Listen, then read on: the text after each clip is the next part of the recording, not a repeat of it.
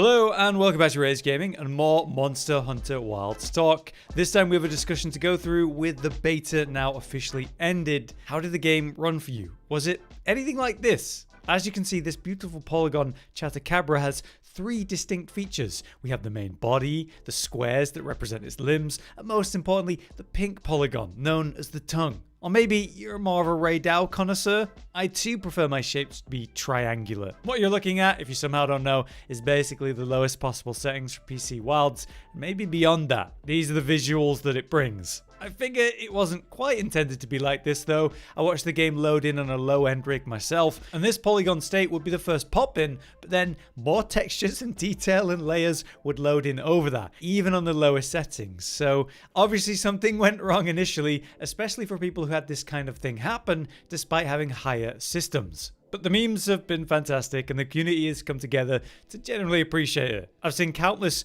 great art pieces of these polygon monsters now, and amazingly, pretty popular calls to bring them back as an intentional setting at launch. I would love that. It'd be kind of self-aware and fun, and it wouldn't be too dissimilar to the whole arachnophobia setting that they put in the game. It turns the insects and such into simple slime creatures. It would fit with that. Will they do it though?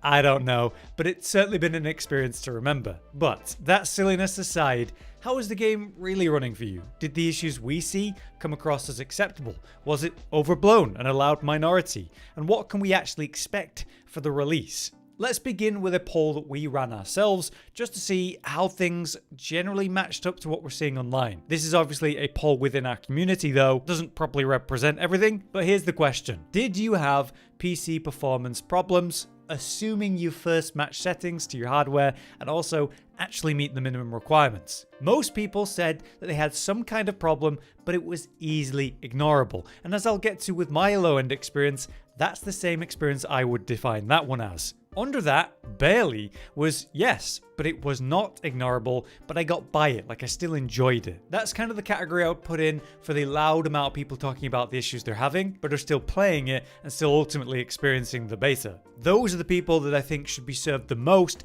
by the optimization focus that they're currently doing in the last bit of dev time the game has. No wonder that at 26%, so not that behind, but behind, was having no issues at all.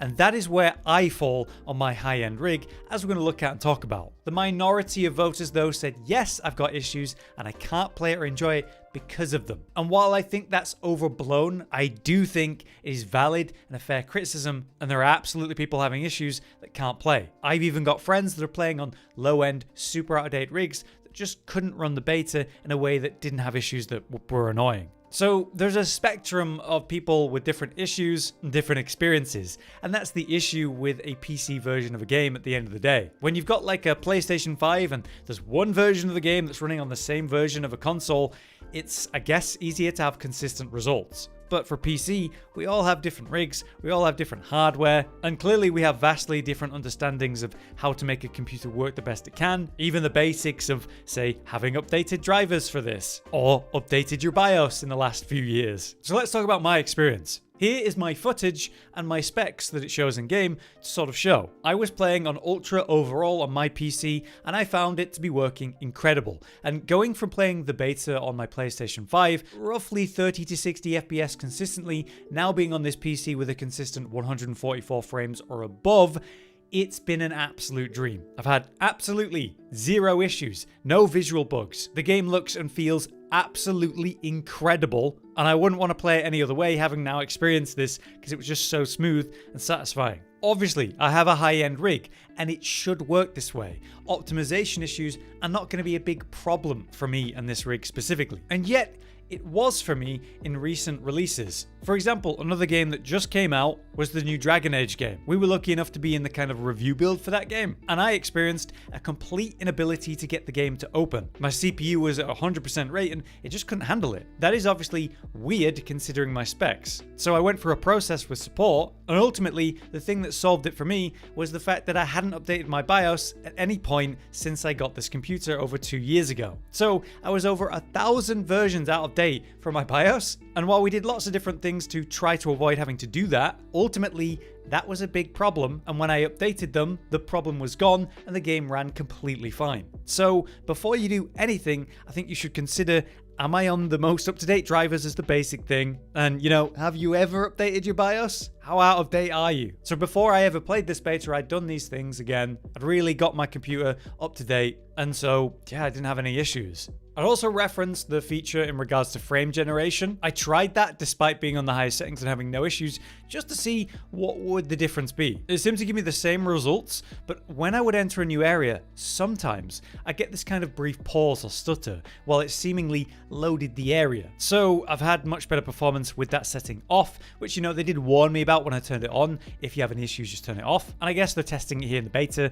which makes sense. That's what it's for. But the experience I saw for lower end computers was a bit different. This Twitter user talked about when they turned on frame gen for their older PC, other than some issues with ghosting, it actually made a huge impact. They went from around 30 frames to 80 plus on higher settings, mitigating their concern that they'd have to upgrade their PC. So there is some hope for lower end computers and using frame generation, which is an interesting topic because a lot of people really dislike the concept. But if it helps people bridge the gap to have low end PCs and still have the game work well or better than normal, is that not a good thing? But now let's talk about this footage. This footage comes from my girlfriend actually playing on my old computer. This computer is over 7 years old, and here are the specs as shown in game. She was playing on medium to lower end settings, and this is what the game looks like on those settings. As you can see, it's running consistently perfectly fine. By no means is it nice visually compared to, the ultra or even high settings of my updated rig. And let's say running on a smooth performing version of a PlayStation 5. This footage is on PlayStation 5 from the beta,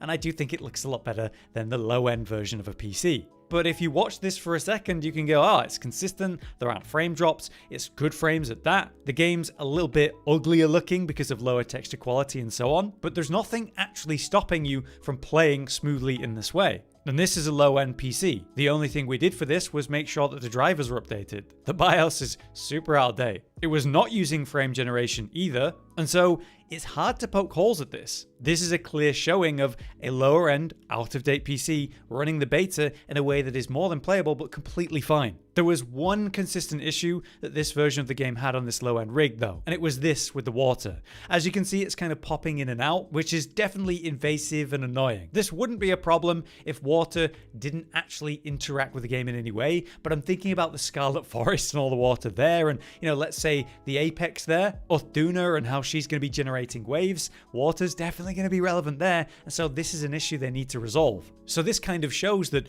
overall it's good, it just needs a little bit more cooking time. And a beta that has so many people playing it, there was like 500,000 consistent players in this beta on Steam alone. They've got a lot of feedback, they've got a lot of testing done that they could never have done internally. Doing a beta like this is obviously a really good idea then, because it will hopefully give them the focuses they need to do in this last few months of this optimization focused development time. Now, it was back on November 1st that they posted on their official Twitter page this. If you're experiencing issues in the Steam version of the open beta test, please check out our troubleshooting and known issues guide. Going on to say that the issue of after image noise occurring in certain environments with frame generation, the whole ghosting thing, will be fixed in the full game, which is already in a more improved state compared to this beta test that we're playing. So that confirmed to us that this beta test was already on quite an old build. And in regards to the frame generation topic and how it has been helping low-end rigs with lower FPS achieve higher than 60 consistently, that it's already in an improved state that they're confident about before even the rest of the development time, I think that's a really good sign.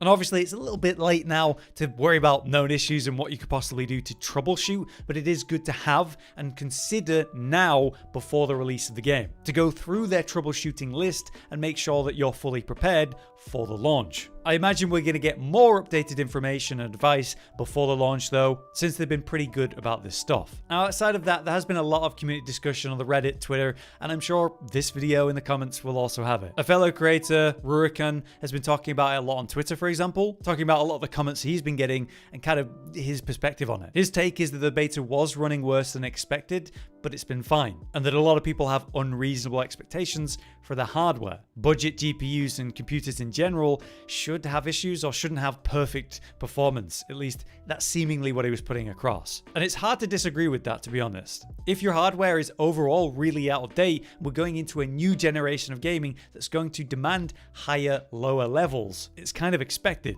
But at the same time, people do have fair, valid concerns. like that water popping issue on the low-end computer my girlfriend was running. Or the fact that obviously with Dragon's Dogma 2 and the PC launch issues that had, and this being the next big release for Capcom, people are thinking about that and are validly concerned. We've seen a lot of examples of people running low-end computers, still achieving 60 FPS the whole time, but still better optimization would be appreciated by all. So the big thing that I recommend you guys do at this point is actually do the open beta test survey. They've been asking people on social media to make sure to complete these. It's very easy to do. You just log in or create your account for Capcom and then fill out the survey. It's not long and it basically just asks, hey, what games have you played before from Monster Hunter? What is the platform you're planning on playing this on? What was your experience like? There's a little box at the end to highlight your experience and leave just feedback of any kind you'd like. So if there's anything you particularly want them to know, then that's the place to do it. So I strongly recommend you do so. If you were having any specific issues, that'd be the place to leave that feedback. But in general, I had a very positive experience playing the game on PC, and that's whether it was on my high-end rig or the old one from over 7 years ago. Just because my experience on high and low end was good though,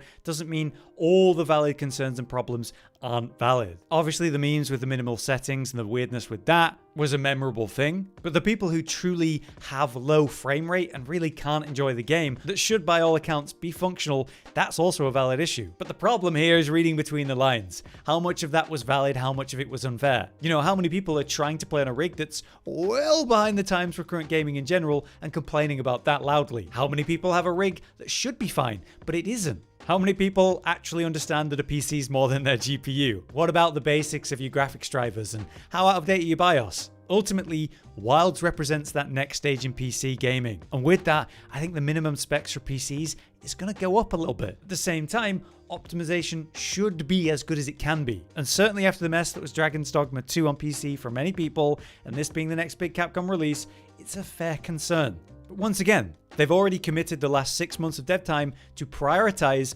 optimization. They clearly put that out there before this beta was even announced, let alone we played it. Now after this beta, it's certainly not in doubt. They know how important it is. Now they have a lot of feedback and examples and stuff to work with to hopefully see improvements in this regard at the full release. However, I also hope people start to be more reasonable in their expectations for their rigs. Ambitious games like Wilds will demand more after all. But I am hopeful, especially with my personal positive experience with both high and low end. Let us know what you're thinking though. How did the beta run for you? For now though, I've been Hollow, you've been you. Thanks for watching. Josh, Cotton, and Hollow with the videos, dropping the humor like a hammer on your tippy toes, bringing entertainment on a daily arrangement to take our insanity and turn it into entertainment. Yes, I said entertainment twice, to reiterate that it is nice to look into your faces on a mostly daily basis when you let us in your homes to make the whole world a stage. Goodbye.